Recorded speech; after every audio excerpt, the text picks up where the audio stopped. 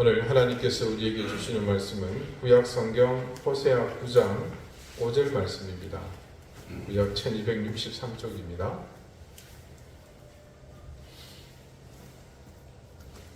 호세아 9장 5절 말씀을 제가 읽겠습니다. 이제 다 같이 자리에서 일어나 하나님의 말씀을 경청하십시오. 너희는 명절날과 여호와의 절기의 날에 무엇을 하겠느냐? 아멘. 자리에 앉으시기 바랍니다. 하나님께서 이 말씀으로 우리에게 은혜 주시기를 원합니다. 마태복음 6장 25절에서 34절까지의 말씀을 제가 좀 읽어드리겠습니다. 내용을 들으시면 여러분이 잘 아시는 말씀일 겁니다. 또한 오늘 설교 후 우리가 함께할 찬송가 588장의 가사이기도 합니다. 그러므로 내가 너희에게 이르노니 목숨을 위하여 무엇을 먹을까 무엇을 마실까 몸을 위하여 무엇을 입을까 염려하지 말라. 목숨이 음식보다 중하지 아니하며 몸이 의복보다 중하지 아니하냐. 공중의 새를 보라. 심지도 않고 거두지도 않고 창고에 모아들이지도 아니하되 너희 하늘 아버지께서 기르시나니 너희는 이것들보다 귀하지 아니하냐. 너희 중에 누가 염려함으로 그 키를 한 자라도 더할 수 있겠느냐. 또 너희가 어찌 의복을 위하여 염려하느냐. 들의 백합화가 어떻게 자라는가 생각하여 보라. 수고도 아니하고 길쌈도 아니하느니라. 그러나 내가 너희에게 말하노니 솔로몬의 모든 영광으로도 입은 것이 이 꽃 하나만 갖지 못하였느니라. 오늘 있다가 내일 아궁이에 던져지는 들풀도 하나님이 이렇게 입히시거든. 하물며 내일일까 보냐. 믿음이 작은 자들아. 그러므로 염려하여 이르기를 무엇을 먹을까 무엇을 마실까 무엇을 입을까 하지 말라. 이는 다 이방인들이 구하는 것이라. 너희 하늘 아버지께서 이 모든 것이 너희에게 있어야 할 줄을 아시느니라. 그런즉 너희는 먼저 그의 나라와 그의 의를 구하라. 그리하면 이 모든 것을 너희에게 더하시리라. 그러므로 내일 일을 위하여 염려하지 말라. 내일 일은 내일이 염려할 것이요 한 날의 괴로움은 그날로 족하니라. 아멘. 참 언제 들어도 은혜로운 말씀이죠. 혹 여러분 제가 왜 이 말씀을 여러분에게 들려드리는 줄 짐작하시는 분 계십니까? 사실 오늘이 추수감사주일이죠. 이 절기가 되면 가장 많이 떠오르는 대표적인 말씀 가운데 하나가 이 본문입니다. 감사라는 것은 결국 우리와 하나님과의 관계에서 우리가 마땅히 해야 할 것인데 감사에 대한 제대로 된 이해가 없다면 우리가 어떻게 감사를 할 수 있겠습니까? 그런 면에서 이 마태복음 6장의 말씀은 우리에게 감사의 근본에 대해서 잘 가르쳐주고 있는 말씀입니다. 감사하는 마음을 가져야 할 당연한 것에 대해서 예수님께서는 몇 가지 비교할 것을 이 비유의 말씀으로 우리에게 하십니다. 공중에 날아다니는 흔해 빠진 새들을 하나님께서 먹이시고 입히시는 것을 보라는 것입니다. 또 하나는 그보다 비교도 안 될 만큼 더 흔해 빠진 지천에 널려있는 들풀이 어떻게 자라는지를 보라고 하십니다. 예전에 이런 말씀을 한번 드린 적이 있는 것으로 기억하는데 참 저희 집은 화초를 잘 키우지를 못합니다. 우리 집은 그냥 화초의 무덤이었습니다. 손을 꼽을 정도로 몇 안 되는 화초를 우연히 정말 뜻하지 않게 집에서 기른 적이 있었는데 전부 정해진 수명에 미치지 못하고 조기 사망하셨습니다. 심지어 그냥 물을 안 줘도 지가 알아서 산다는 그런 화초들조차도 저희 집에서는 살아남지 못했습니다. 물론 예외도 있었습니다. 조화. 얘는 버릴 때까지 멀쩡하더라고요. 누가 화분을 선물한다고 하면 예쁜 것, 멋있는 것, 뭐 비싼 것 이런 거 기대하지만 우리는 딱 한 가지 조건만 만족하면 됩니다. 어디 갖다 놔도 안 좋고 잘 사는 거. 화초를 잘 가꾸는 분들이 있죠. 보면 아파트 베란다를 온통 화원으로 만들어 놓으시는 분이 있는가 하면 그것도 모자라 거실 전체를 식물을 만들어 놓고 사는 분들도 있습니다. 어떻게 그렇게 키울까 싶어요. 그래서 저는 난을 키우거나 분재하시는 분들이 되게 존경스럽습니다. 한번 영락교회에서 어떤 집 신방을 했는데 거기 거실에 굉장히 큰 이 나무가 있는 겁니다. 이 집주인이 그에 대해서 얘기를 해주더라고요. 마로니에였습니다. 그게. 그 권사님이 그걸 가지고 싶어서 기도했는데 그 아파트 단지에 누가 이사를 가면서 그걸 버리더랍니다. 그 주인에게 물어보니 죽어서 버리는 거래요. 이 권사님은 옳다구나, 여기서 나무의 생사 여부는 확인도 하지 않고 집에 데리고 와가지고는 그냥 아침마다 손으로 어루만지면서 뭐 기도를 했더니 어쨌거나 아무튼 그랬는데 주인은 분명히 죽었다 그랬는데 이게 부활을 한 겁니다. 살아나서 그렇게 아주 번듯하게 서 있는 거예요.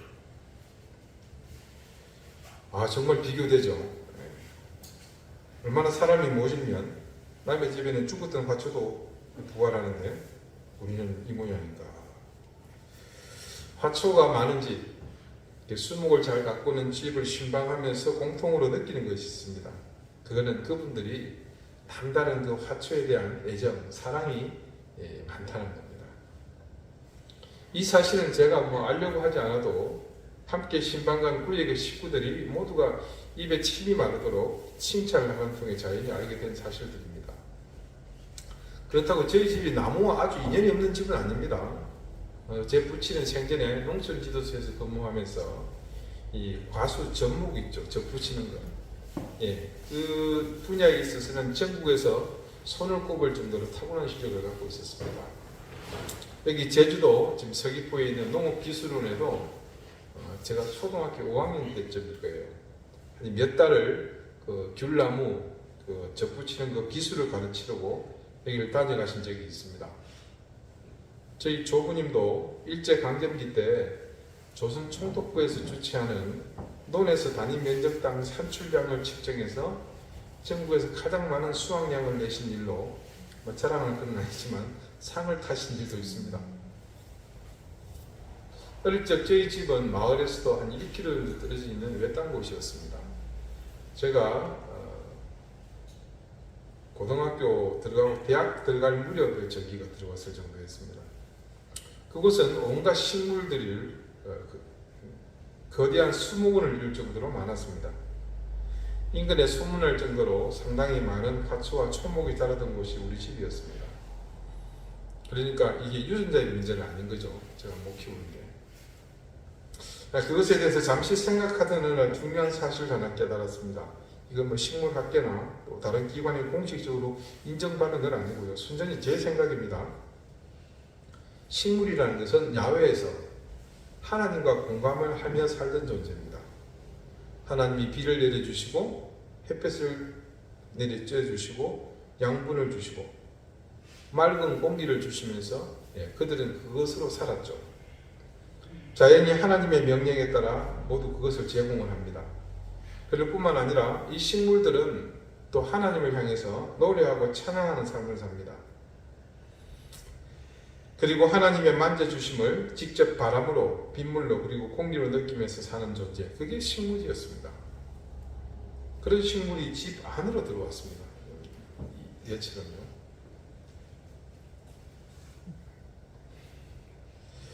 그 이야기는 식물의 처지에서 보자면 하나님과의 교제의 장이 단절되어 버린 겁니다.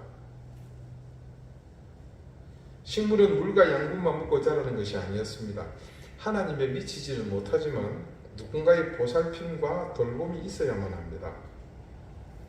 아까 그 조선 총독부에 상 받으신 저희 할아버지가 생전에 어머니께 그런 얘기를 하더랍니다. 얘야, 나락이 뭔 줄 아시죠? 네, 벼에 또 다른 말입니다. 나락은 주인의 발걸음 소리를 들으면서 자란단다. 당시 주위 분들의 얘기를 들어보면 조부님이 농사를 짓던 논은 논두렁이 반질반질 윤이 났다고 합니다. 결국 식물에게 하나님의 사랑에 비견할 바는 못되지만 그래도 나름의 사랑을 주어야 그 식물이 잘 자란다는 이론입니다. 제 견해가 전혀 근거 없는 낭설은 아닌 것 같죠? 아닌 것 같나요? 이해가 안 되는 분은 아마 계속해서 저처럼 화초를 죽이시게 될 겁니다. 자, 이 말씀 속에 주님께서 비유로 드신 들풀도 바로 그런 존재입니다. 우리가 보기에 들의 풀은 그냥 존재하는 것 같습니다. 자, 들풀이라 그러니까 조금 이제 단어가 낯선데 바꿔봅시다. 잡초. 네. 잡초를 한번 보세요. 아무도 찾지 않는 바람 부는 언덕에 이름 모를 잡초들. 이 잡초들은 하나님의 피조세계에서 가장 작고 미미한 존재들입니다. 기억도 되지 않고 눈여겨 봐주지도 않는 애들입니다. 그런데 그 잡초들은 인간의 관심 여부와 상관없이 그들은 늘 하나님의 세심한 사랑 속에서 살고 있습니다. 그렇듯이 이 땅을 가득 채우고 있는 모든 피조물들은 똑같습니다. 어느 것 하나 하나님과 무관하게 존재하는 것은 단 하나도 없습니다. 날씨가 빼어나게 좋은 날이나 혹은 비가 쏟아져서 온통 수묵이 다 젖어있을 때 맑게 깨는 하늘 아래 세상이 깨끗해진 것이 보이는 날에 바닷가를 가거나 가까운 오름을 올랐으면 눈앞에 펼쳐지는 장면을 보면서 진한 감동을 느낄 수 있습니다. 제가 예전에 자주 그런 얘기를 했었죠. 장황한 한 편의 설교보다도 사실은 하나님의 피조세계가 그 자체가 하나의 위대한 설교요, 은혜요, 더 큰 능력인 것 같다는 생각, 지금도 저는 변함이 없습니다. 목사의 설교보다도 더 큰 감동과 은혜를 주는 것이, 그리고 더 많은 깨달음과 지혜를 주는 것이 바로 하나님의 사랑이 임재하고 있는 바로 그 현장, 자연입니다. 살랑거리며 귀천을 스쳐가는 바람, 따스한 햇볕, 그리고 졸졸졸 맑게 흐르는 시냇물, 그 비치는 파도도 그렇고요. 하늘을 향해 수많은 팔을 벌리고 지천에 서 있는 나무들도, 그리고 이름 모를 수많은 잡초가 다 그렇습니다. 그들은 하나같이 하나님의 손길이 닿는 것들입니다. 여러분, 신앙이 무엇이겠습니까? 우리의 믿음이 무엇이겠습니까? 바로 신앙과 믿음의 대상이 되시는 하나님에 대해서 얼마나 친밀하게 또는 밀접하게 관계를 맺고 있는가에 대한 나름의 기준에 따른 구분이 아니겠습니까? 그런 면에서 자연세계는 정말로 신앙이 좋은 존재들만 있는 것 같습니다. 마태복음의 말씀을 보니 우리가 구하는 것들이 우리 믿음의 분량을 측정할 수 있는 근거가 된다는 것을 알 수 있습니다. 아까 읽은 말씀 중에 오늘 있다가 내일 아궁이에 던져지는 들풀도 하나님이 이렇게 입히시거든.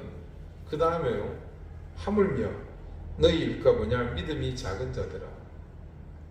주님은 제자들에게 무엇을 입을까, 무엇을 먹을까, 그것을 염려하며 구하는 것이 믿음이 작다고 말씀하십니다. 우리가 염려하지 않아도 되는 것들 때문에 근심하는 그 형편을 이 말씀은 믿음이 작은 자들이라고 합니다. 주님께서는 우리가 믿음이 작은 것을 원치 않으십니다.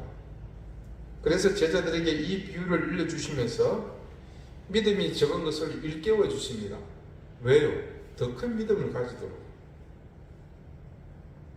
그것을 일깨워 주시는 이유가 우리의 믿음이 자라기를 그분은 원하시기 때문입니다. 그리고 그것은 오늘 우리가 주님 앞에 나온 이유와 아주 밀접한 연관이 있습니다. 우리에게 지금 마땅히 있는 것들을 구하는 것보다는 주님은 더 큰 믿음의 행위를 구하라고 하십니다. 그러면서 마땅히 구하지 않아도 될 것을 구하는 것은 이방인의 모습이라고 규정하십니다. 그러면서 마지막 믿음의 구체적인 완성을 이렇게 매듭 지으십니다. 내일 일을 위하여 염려하지 말라. 내일 일은 내일이 염려할 것이요 한 달의 괴로움은 그날의 조하니라.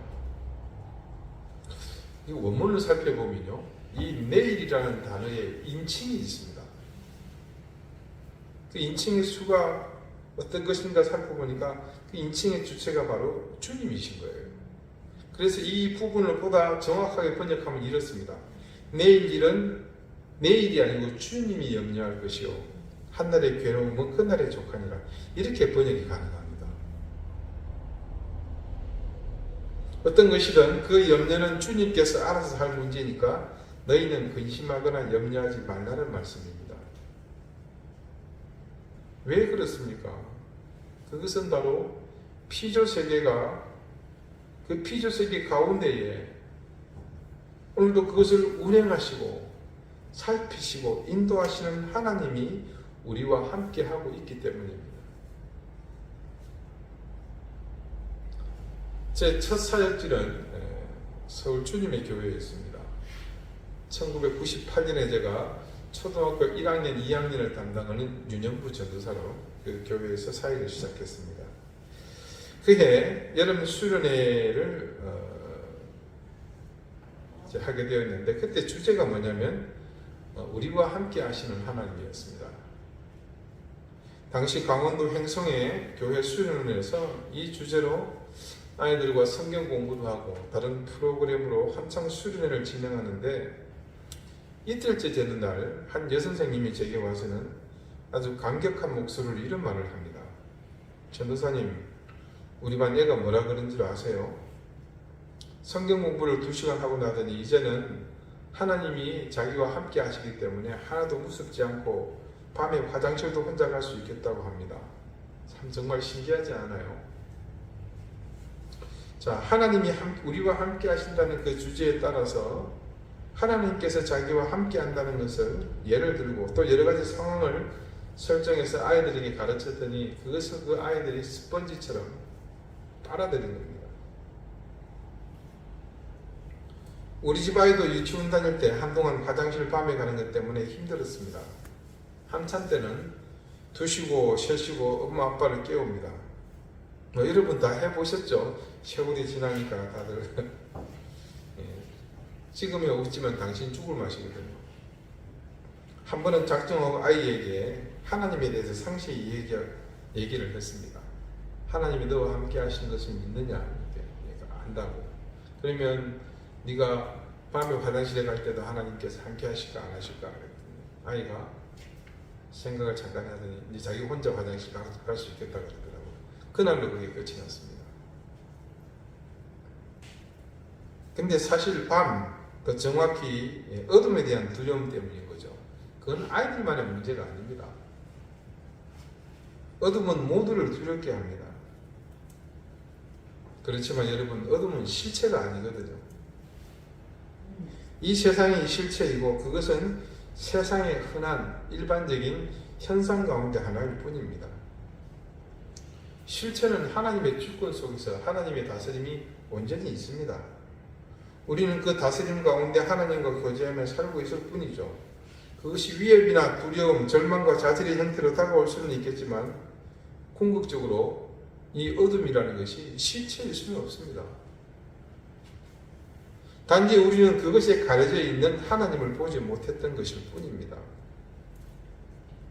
실제는 가려진 게 아니죠. 우리가 두려워하는 어둠의 진실은 그렇습니다. 빛이 없어서 가려진 것일 뿐 그 자체가 결단코 실체는 아니죠. 그 수십 년 동안 저는 아주 재미있는 실험을 했습니다.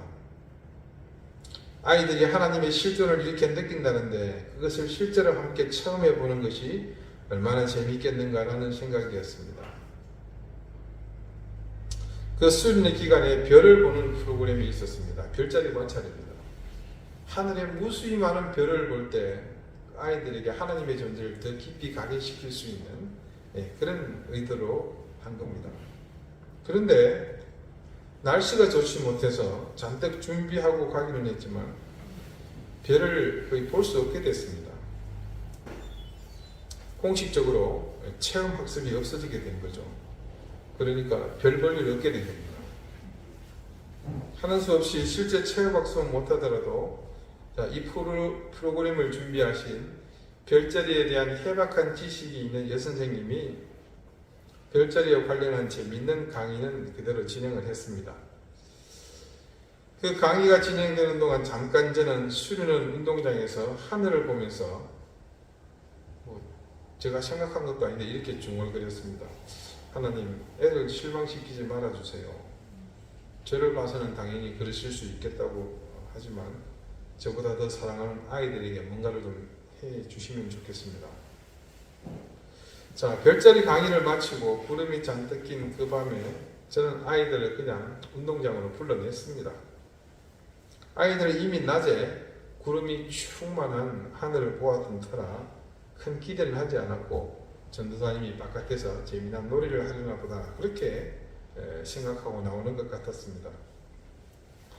저는 순간 무슨 용기가 났는지 아이들에게 물어보았습니다. 여러분, 별 보고 싶어요? 네, 저는 촌에서 늘 별 보는 게 일상이었기 때문에 별로지만 도시에 사는 아이들에게는 굉장히 중요하잖아요. 예, 보고 싶어요. 그럼 우리 하나님께 별 보여달라고 소리쳐 봅시다. 하늘을 보고는 하나님 빨랑 구름 보여주세요 라고 아이들에게 외치게 했습니다. 아이들이 순진하게 따라합니다. 하나님 별 보여주세요. 손으로 구름을 휘저는 아이들도 있고 어떤 아이는 부는 아이들도 있고 그렇게 한 2-3분 정도 소리쳤나 그러다 그때 신기한 일이 벌어졌습니다. 그 운동장 위에 하늘이 뻥 뚫리는 겁니다. 그날 아이들은 평생에 잊지 못할 하나님에 대한 귀한 추억을 간직하게 됐습니다. 이 세상에 어떤 선물보다도 값진 것이었습니다. 하나님이 우리와 함께 하신다는 사실을 이 아이들은 실제로 자기 눈으로 본 것이죠. 조금 전 아이들이 성경 공부를 통해서 선생님께 들었던 그 사실을 이 아이들이 분명히 체험하게 된 것입니다. 하나님의 모습을 보았나요? 아니면 하나님의 음성을 들었나요? 하다못해 어떤 흔적이라도 발견했나요? 아닙니다. 하나님의 능력을 그들이 직접 보게 된 것입니다. 우리가 하나님이 함께 계신다는 것을 느끼는 순간 이런 귀한 은혜가 우리의 것이 되는 것이죠. 마태복음의 마지막 말씀은 근심에 관한 겁니다. 여러분 근심 많이 해보셨죠? 네, 안 해보신 것처럼 쳐다보셔요. 자, 근심, 염려, 걱정, 두려움 등등 우리에게 근심이 생기는 이유가 뭐라고 생각하십니까? 많은 이유가 있죠. 말씀을 통해서 본 우리 마음에 근심이 생기는 이유는 다른 무엇보다도 한 가지 마음이 아니라 두 가지 마음이 우리 내면에 공존할 때입니다. 한번 생각해 봅시다. 사익감이 있어요. 한 사람은 돈이 많은데 신앙은 절대로 없고 또 한 사람은 가난한데 신앙이 아주 좋고 신실합니다. 어때요? 근심이 생기죠? 네. 당연한 겁니다. 왜 생깁니까? 사익감이 둘이니까. 근심이 생길 수밖에 없죠. 딸 둘 있으면 하나씩 보내면 좋겠는데. 근데 신앙적으로 이렇게 생각을 합니다. 물론 안 믿는 사위 데려다가 전도하면 되겠죠. 그렇게 말하면 다들 고개를 끄덕이는데 실제로 그런 분도 많고요. 그러나 그게 안 되죠. 도리어 전도 당합니다. 그래서 결국 딸도 그 시로 교회에 안 나갑니다. 간단합니다. 하나님이 기뻐하실 쪽을 택하면 근심이 생길 이유가 없죠.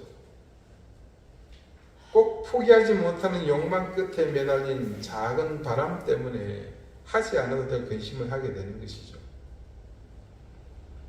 자, 두 마음을 품는 경우는 뭡니까? 결국은 세상과 주님을 놓고 저울질하는 겁니다. 당연히 주님께 더 큰 가치가 있죠. 그런데 근심이라는 것은 뭡니까? 그 추가 이미 기울고 있다는 겁니다. 어디로요? 세상을 향해서.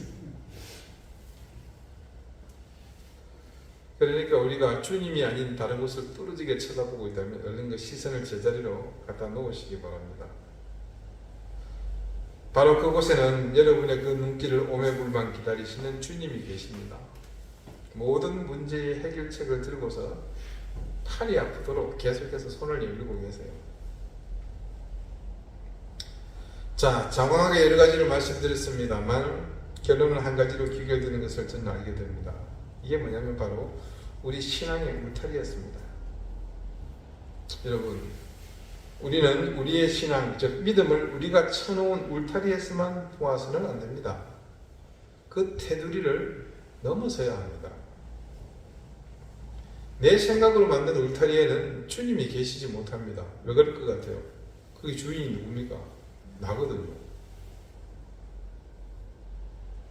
우리가 욕심으로 인해서 또는 우리의 좁은 소견으로 쳐놓은 울타리 안에 있는 믿음은 그래서 자칫하면 우리를 병들게 할 수 있습니다.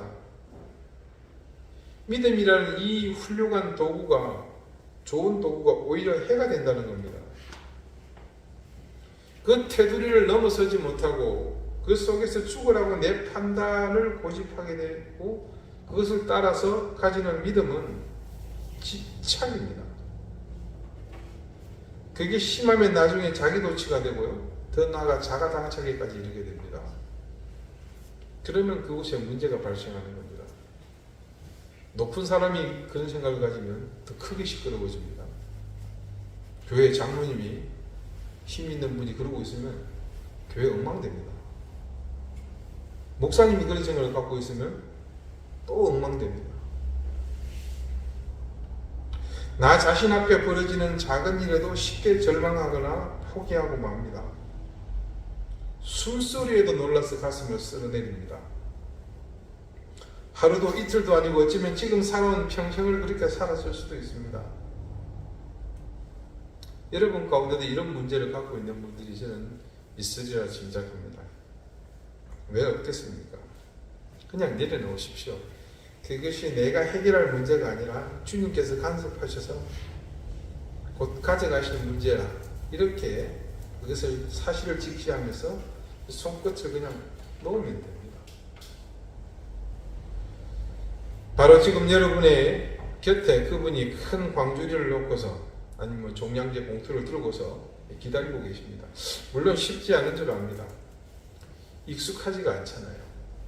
당연한 일입니다. 우리는 모두 죄인이잖아요. 그래서 어색한 겁니다. 그러나 그 어색함은 잠깐입니다. 그 순간을 지나고 나면 마치 아이가 엄마의 품에 포근하게 안겨서 평화를 누리는 것처럼 우리는 하나님이 주시는 귀한 평안을 맛볼 수 있게 됩니다. 하나님과의 관계. 자, 그러면서 오늘 본문의 말씀을 같이 한번 읽어봅시다. 같이 읽을까요? 너희는 명절날과 여호와의 절기의 날에 무엇을 하겠느냐? 명절과 여호와의 절기. 자, 오늘 우리가 추수감사주일 예배를 지키고 있죠. 이 날이 바로 그런 날들입니다. 과연 이 절기에, 이 감사주일에 너희는 뭐 하겠느냐고 지금 묻죠. 우리는 이 질문에 뭐라고 대답합니까? 예, 이렇게 하나님께 감사하는 마음을 퍼포먼스로 하고 예배도 드리고 또 마치고 나서 함께 교제하는 시간을 가질 겁니다. 하지만 이스라엘은 아무런 대답을 하지 못합니다. 아니, 할 수 없습니다. 우리가 이 질문에 대한 대답할 말이 무엇이겠습니까? 조금 전에 말씀드렸죠. 여호와의 절기에 우리는 하나님께서 우리에게 베푸신 은혜를 기억하고 그 하나님 앞에 감사의 예배를 드립니다. 자, 여러분, 감사는 어떤 조건이 선행해야 됩니다. 무작정 감사하는 건 아니죠. 뭐가 있어야 됩니까? 감사를 알게 된 것, 깨달아야 되죠. 자, 하나님의 은혜에 감사한다는 것은 우리가 하나님이 주신 은혜에 감사할 이유를 소유하고 있기 때문입니다. 그런데 감사할 이유를 소유하고 있는 것만으로는 부족하죠. 소유하기만 하고 그 사실을 깨닫지 못하면 감사할 이유가 없습니다. 그리고 그 사실을 깨닫기 위해서 그보다 더 앞서 선행되어야 할 것이 있죠. 자, 조금 전에 말씀드린 바로 이것, 하나님과의 올바른 교제가 있어야 하는 겁니다. 오늘 호세아가 그들을 향해 명절과 여호와의 절기에 니들은 뭐 할 거냐고 묻는 것은 다른 말로 너희가 이전에 하나님과 어떤 형태든 교제가 있었느냐고 묻는 것과 같습니다. 이제 우리는 호세아가 그렇게 묻는 이유를 잘 알고 있습니다. 명절이 되었지만 그들에게는 그날이 아무런 의미가 없는 날이기 때문입니다. 여호와의 절기가 되었으나 그 또한 손톱만큼의 명분도 남아있지 않기 때문에 이 백성에게 그날은 아무 의미가 없습니다. 여러분, 오늘 우리가 하나님께 이 감사의 예배를 드리는 것이 얼마나 감격스러운 일인지 이제 아시겠습니까? 하나님을 향한 감사의 예배가 살아있다는 것은 곧 우리가 하나님과 끊어지지 않는 생명의 줄로 이어져 있다는 사실을 증거하는 바입니다. 그리고 그것은 또한 앞으로 우리 모든 인생 여정이 그런 감사로 계속 이어지는 이유가 된다는 점에서 더 큰 은혜가 이 감사의 자리에 있다는 겁니다. 내가 지금 감사하고 있어요. 왜 합니까? 하나님이 내게 주신 은혜를 내가 깨닫고 알고 있기 때문에 한 거잖아요. 그러기 위해서 뭐가 있었다는 거예요? 지금껏 하나님께서 나를 보살피고 지켜주시고 인도하고 계셨다는 거죠. 그게 왜 가능합니까? 내가 하나님의 자녀, 그분의 은혜를 구하며 살고 있었기 때문에 그런 거예요. 자, 그걸 그래서 이렇게 고백을 합니다.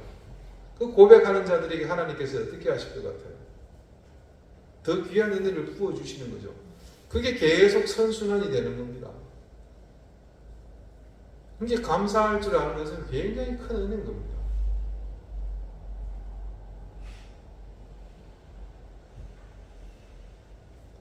오늘 호세아가 그들에게 무엇을 하겠느냐고 묻는 것은 다른 말로 너희에게 여호와 하나님과의 인연의 줄이 남아있기는 한 것이냐 그렇게 묻는 겁니다.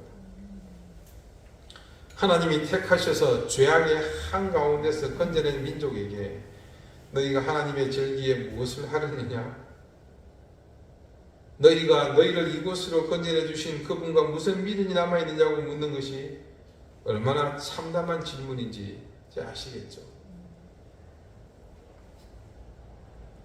여호와의 땅에 설 수 없는 그들에게는 이 질문에 대답할 말이 1도 남아있지 않습니다. 어쩌면 이스라엘의 가장 큰 비극은 바로 이것입니다. 하나님을 향해 무엇을 할 수 있는 것이 없다는 그 사실, 얼마나 그것이 비참한 현실입니까? 하나님과의 단절로 인해 더 이상 그들에게 필요 없어진 하나, 여호와 하나님을 향한 감사의 제사. 그것이 바로 지금 이스라엘의 처참한 본 모습입니다. 절기가 되어도 무엇 하나 할 수 없는 그 현실이 얼마나 비참한 것인지 알고 있기나 한 것인지 도무지 종잡을 수 없는 그들을 향해 안타까이 이 호세아는 묻고 있습니다.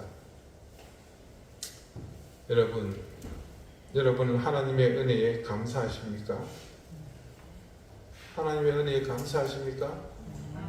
예, 그렇다면 여러분의 인생은 정말 복된 인생입니다.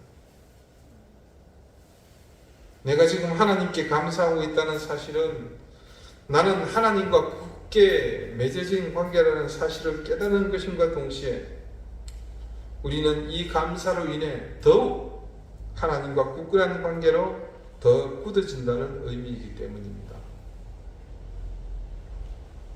감사하는 것은 이렇듯 우리 인생의 질을 바꾸는 것이고 하나님의 은혜의 통로를 우리 인생에 활짝 여는 길이기도 합니다. 성경 말씀은 곳곳에서 하나님이 베푸신 은혜를 헤아린 사람들의 이야기를 증언하고 있습니다. 하나님의 특별한 사랑을 받았던 사람들은 하나같이 그처럼 하나님의 은혜를 헤아리며 그 사실을 확인하고 확증하는 삶을 살았습니다. 그러므로 누군가 그리스도인 한 사람의 신앙을 측정해야 할 일이 있다면 이것 하나는 분명합니다. 그의 삶에서 하나님을 향한 감사가 얼마나 있는가를 확인하는 것입니다. 오늘 여호와의 절기에 아무것도 할 수 있는 것이 없는 이스라엘, 하나님에 대한 감사와 사랑을 잊은 민족, 우리는 그들을 보고 배우며 깨달아야 할 것입니다. 사랑하는 여러분, 늘 하나님의 은혜와 사랑을 깨닫게 되시기를 바랍니다. 그 깨달은 하나님의 은혜와 사랑에 대해 무한 감사하는 인생이 되시기 바랍니다.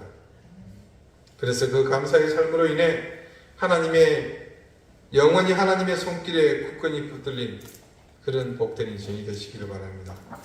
기도드리시겠습니다. 하나님, 언제나 우리와 함께 하심을 믿습니다. 그 사실 때문에 이 시간도 우리의 모든 것으로 감사를 드립니다. 감사하는 마음이 우리의 신앙이 되게 하시고 믿음이 되게 해주십시오. 그래서 우리의 감사를 통해 끊임없이 이어질 하나님의 은혜와 사랑을 기대하게 해주십시오. 오늘 우리는 우리 자신, 하나님의 사랑을 받는 그 사람을 기억하며 하나님이 베푸신 은혜와 사랑에 깊이 감사드립니다. 이 감사가 우리 믿음의 근본이 되게 하시고 원천이 되게 하셔서 하나님과 더욱 깊이 교제하는 삶이 되게 해주십시오. 예수 그리스도 이름으로 기도드립니다. 아멘.